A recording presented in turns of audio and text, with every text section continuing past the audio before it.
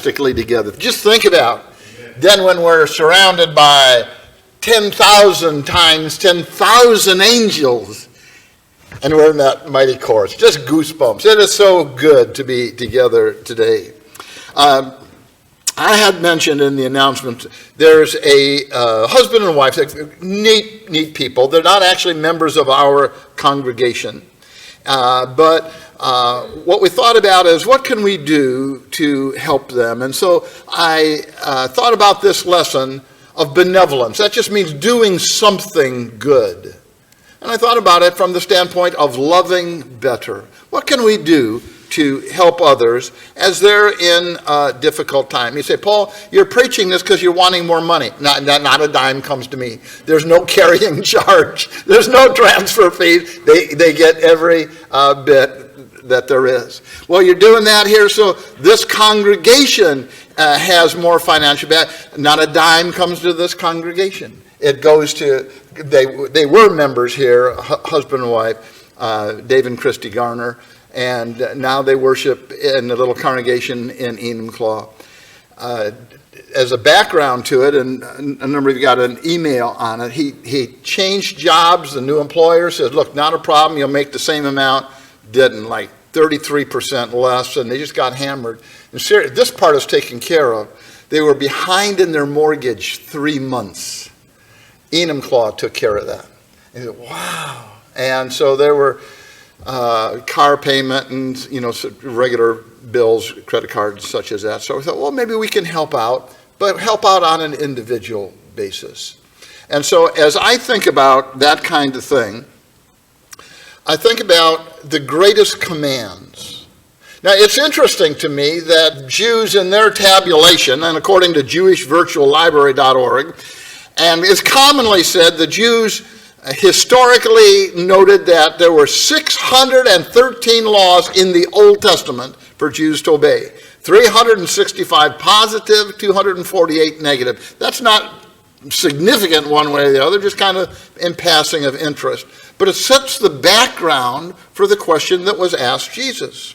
A Pharisee, one who was a lawyer. So this guy is particular about all the little details of the law. He's got a great background recording the verbal law of the Jews and such as that, and knowing all the nuances. This lawyer asked, which is the greatest command?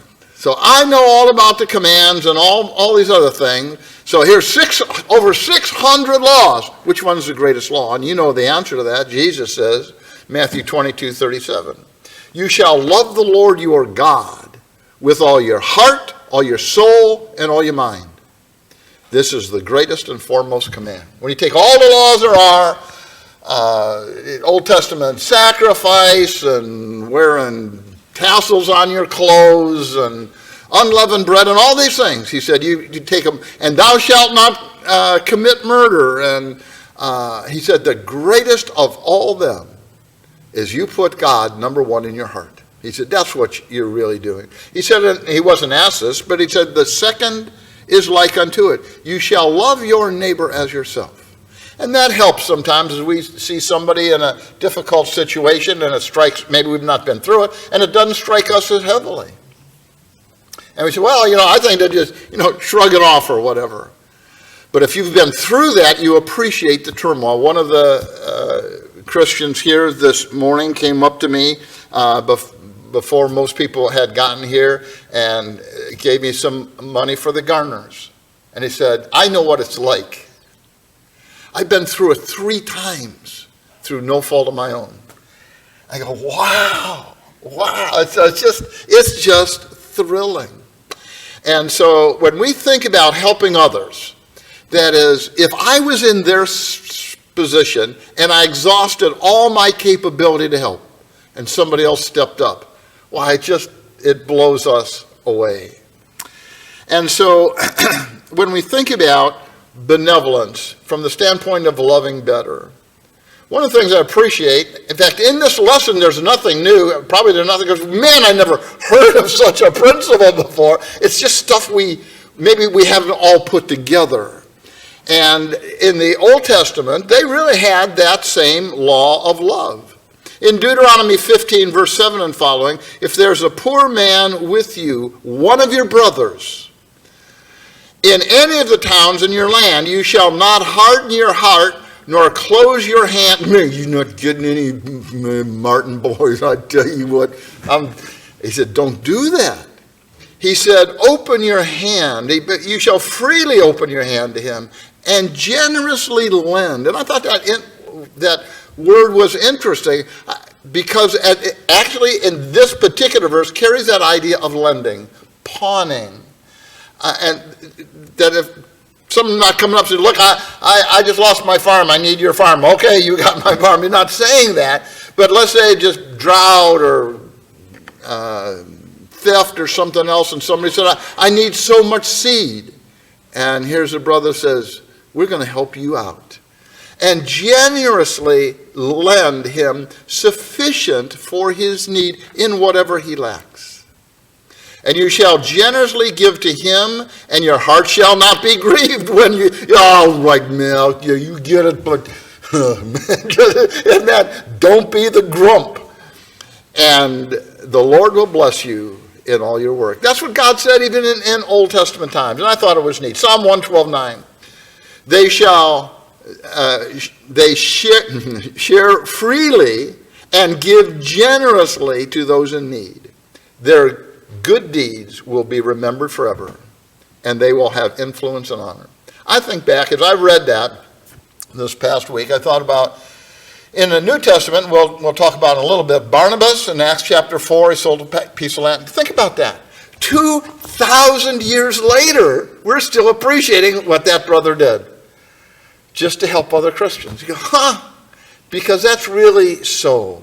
It isn't, in fact, in chapter 5, you find some people that were giving to try to get a name and a reputation, and everybody would say, woo, Ananias and Sapphira, man, they paid the penalty. But the individual that just had that open heart, you think, wow, how amazing that is. So there's the greatest command, and they observed that in the Old Testament. In fact, they had, I'll just say, a Old Testament program to help the poor. And Leviticus chapter 9, down in verse 9 and 10, when you reap the harvest of your land, you shall not reap to the very corners of your field. Neither shall you gather the gleanings. All right, man, we lost 3 seeds back there. We're going to vacuum every last. Nobody gets nothing. I get it all. I like this picture because you see here's a crew of guys out there harvesting the grain and the barley. And some of it falls down. He said, and beside that, when you get to the corner, don't try to get the very last seed. Just leave a little bit there. And he says, you shall not glean your vineyard. You get the first one, all right, let's get every last grape. There's got to be something left. We're going to get it. Nor shall you gather the fallen fruit of your vineyard. You shall leave them for the needy and for the stranger. God had a plan for poor people.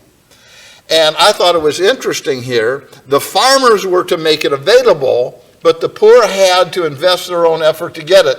The farmers didn't have to gather it all and then start going throughout the community and say, look, we're trying to find somebody. How much can we give you? And you don't have to get off the sofa. That there was a mutuality of effort in there that struck me.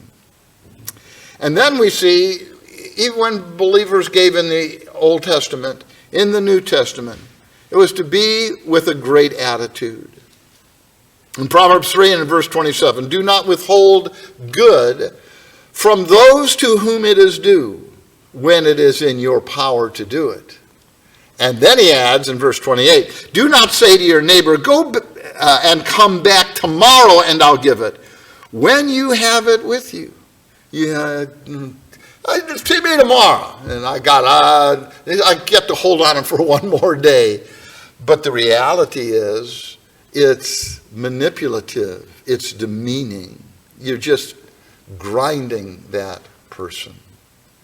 In 2 Corinthians 8, 1 and 2, regarding the churches of Macedonia. So here's the churches just in Europe. in the northern part that were really noted not for being the wealthy area. They were really hammered financially. And Paul tells Corinth about how the churches of Macedonia, that in great ordeal of affliction, they were undergoing persecution, and abundance of their joy, they were so thankful to be Christians, and their deep poverty. That's a specific word in the Greek. It's not that they were a little short this week. They were grinding in poverty. But look at their attitude. It overflowed to the wealth of their liberality.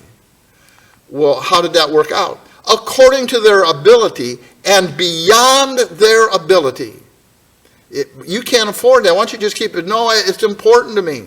They gave of their own accord. They weren't coerced into doing it. Notice Paul says, begging us for the favor of participation in support of the saints. You go, huh? Look at that. They said, you don't have enough. What you need to do is go home and say, look, it's not going to make that big a difference. We hardly have anything already. We're going to be fine. God is going to take care of us. And here just a couple weeks ago, we had a visitor come and wanted to make we tell our visitors, so glad to have you here. Leave a visitor card. We're not asking for a contribution. That's from among the members here. But here was one. He said, you're a little congregation. You could use it more than where we are. In fact, what they said was, we're going to put you in an automatic thing. We want you to have a donation from us for the rest of my life. And they're not a member here. Wow. Wow. One person said, nobody ever got poor by giving too much. And so here were people that are already poor. But they knew of individuals that were being hammered, not only in their congregation, they're given to people not even in their country. They're not even given in the same continent, because Macedonia is Europe, and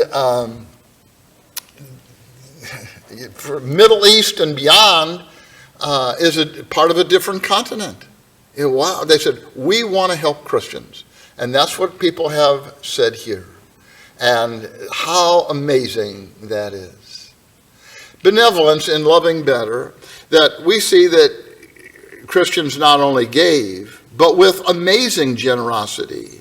In Acts chapter 2:45, where the church was just started, and Luke records for us, and they began selling their possessions, property and possessions, and were sharing them with all as anyone has need. It wasn't like, hey man, I got twice as much as you now. It's just, no, these people were hurting. They came, they heard the gospel, they're converted, and they don't have funds, and we're willing to help.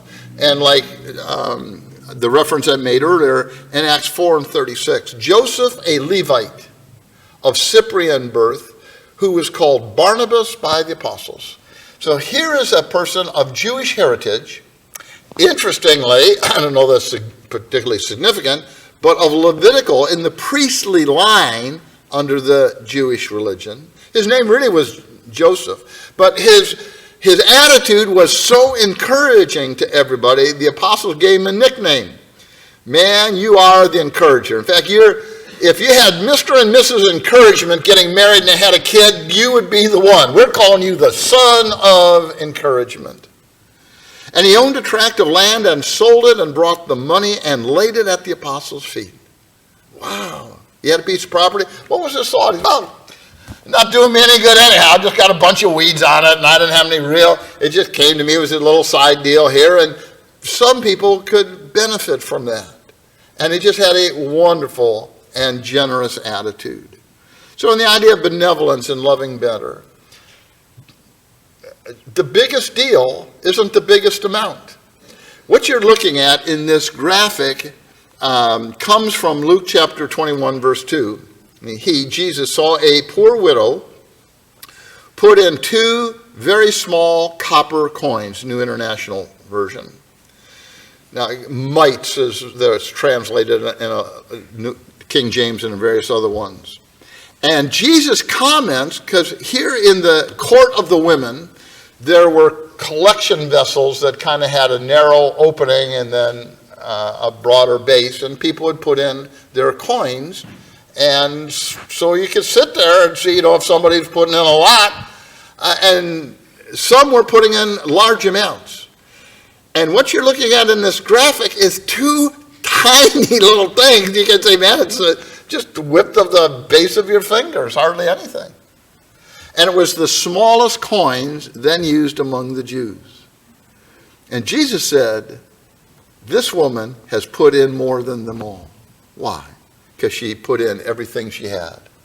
Well, if you're a poor widow and that's the last you got, why would you give it? Let me ask you, what does 2 cents buy anymore? Like nothing. I mean, young people in the olden days, they used to have candy bars for a nickel. And so if you got 2 cents, hey, that's going to save me from starvation. I don't know if you can buy anything for 2 cents anymore. You may say, I found something. But in general, everything is $1.79 or whatever. And she said, it's not going to help me at all. I'm going to give what I have to God. It just is what it is. How impressive is that?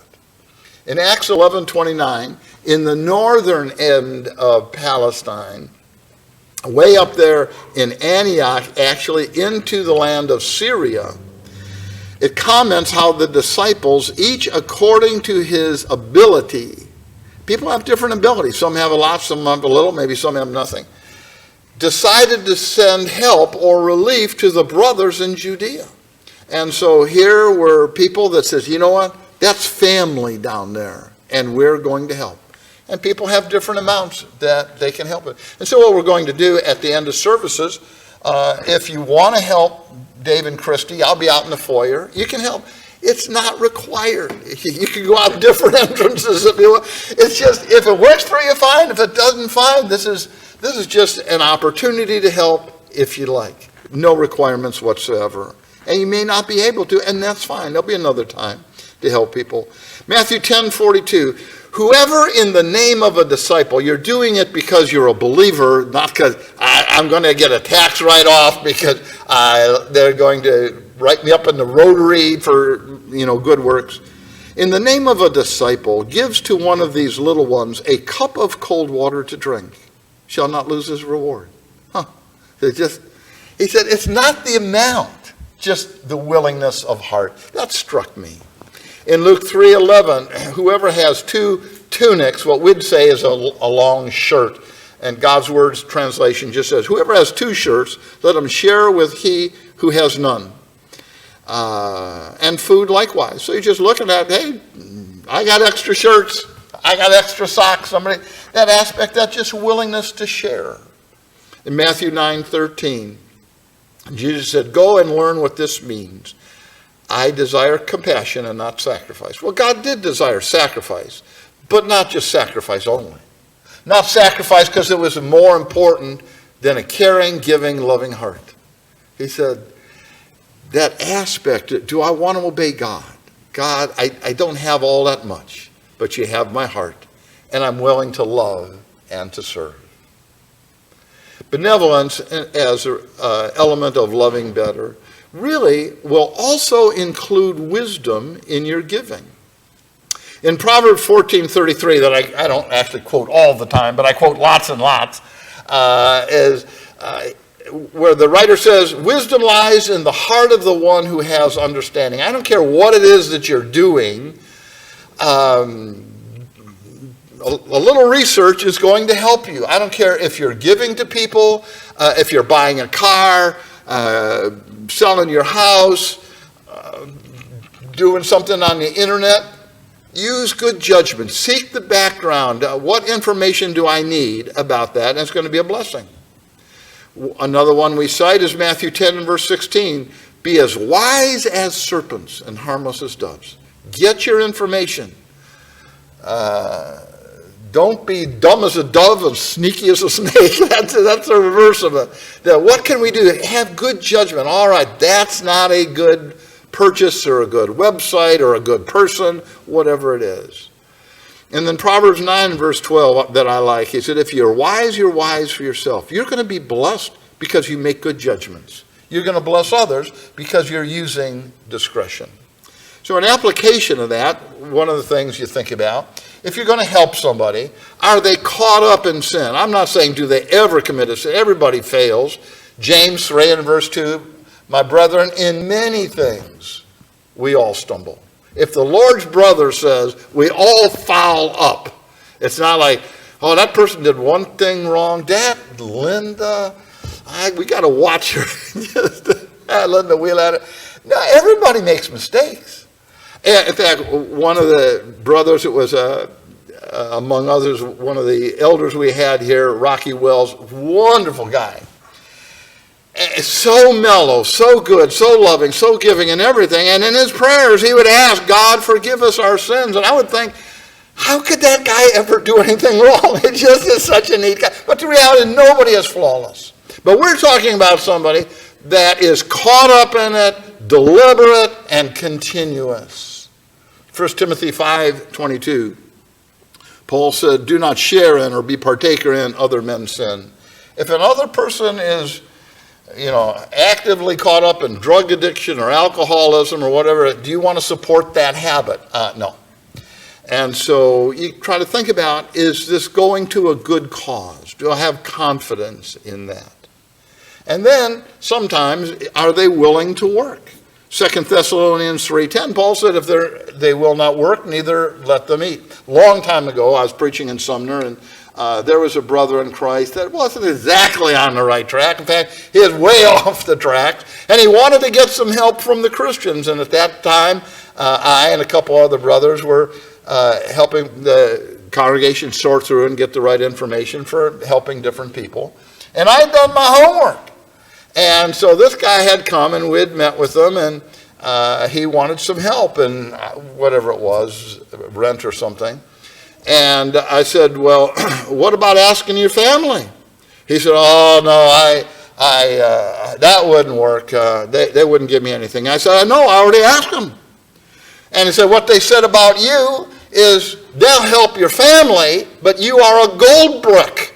They wouldn't help you at all. That's what's whoa, because they knew this guy, and he just wasn't doing his part.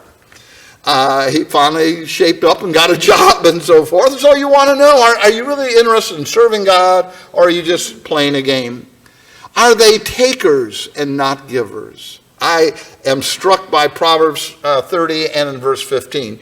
He says, the leech has two daughters. They both have the same name. Give and give. And we're sucking all the blood out, and you get nothing. And so I said, well, that's pretty graphic. So you try to think about, is the person interested in being part of a family and giving and sharing, but also willing to receive, but not it just flow one way? And then are they a Christian, or is it general public? Now, it's not that you can't help others. In Galatians 6 and verse 10, that our attitude is we ought to do good to all men, especially those of the household of faith. So I said, most importantly, and particularly, you make sure Christians are doing well. And a scripture we're going to use in the next slide, or 2 slides from now, Matthew 25 and verse 40. Inasmuch as you did it to one of these, the least of my brethren, you did it to me. So we all feel, if you help my kids, you've helped me. I mean, you get 6 gold stars. And so, because it means so much. So what, as individuals, you can do anything you want with your money, right? You can give it to the Red Cross, Bubba Louie's Bubble Gum Contest. You can do anything you want with your money. But as part of the congregation, we're more limited. It can't just be anybody and anything. And I thought about this past week, about the hungry and the homeless and the disadvantaged in other countries. India has about 1.4 billion people, and about 1 billion of them are in poverty. Well, just help them. With that in India, that's a quarter of Earth's population. India and Africa, it's beyond our capability to help. But there are individuals that you can help, and as an individual, you can help whoever that you wish. Just do it wisely. In giving benevolence and loving better, one of the things that's helpful is to realize ultimately all things belong to God. In Deuteronomy in chapter 10 and down in verse 14, the writer says, "To the Lord your God belong the heavens and the highest heaven." And so I like this graphic of the universe. Well, we're in Earth and our little solar system and Milky Way galaxy, and off to the right there is Andromeda Galaxy, at least in this graphic. You know, there's thousands upon thousands and thousands of galaxies. In the constellation Virgo, there's part of its construction. It's just what man says, okay, here's an outline of stars, we're going to give it a name. There's 2,000 galaxies as part of that particular formation. Wow. God says, I own them all. I don't care how far. When we talk about the edge of the visible universe, we're not talking about the edge of the universe. We have no idea where the edge of the universe is. We're talking about as far out we can see, there's still more galaxies. And they're speeding up. You go, wow. God said, yep, own that. Throne room of God, angels, I own everything. And then in Psalm 24 and verse 1, the earth is the Lord's, and everything in it, the world and all who live in it. Me and you, everybody. Yeah, but see, I got my little account here. God said, yeah, I understand. You got that little account. And where is it you live? Well, in this tiny little city here, up in the Pacific Northwest and outside of people in the Northwest, and a few people are in there. People have never even heard of it. And in a country that is not the biggest country on earth, for this little span of time, 80 years. Let me back up. Haggai 2 and in verse 8, he says, the gold is mine and the silver is mine. Well, who created it? How did it get here anyhow? Well, yeah, but I got this little handful in my hand. He said, yeah, fair enough, but I know where it came from. And then finally, Psalm 50, 10, 11.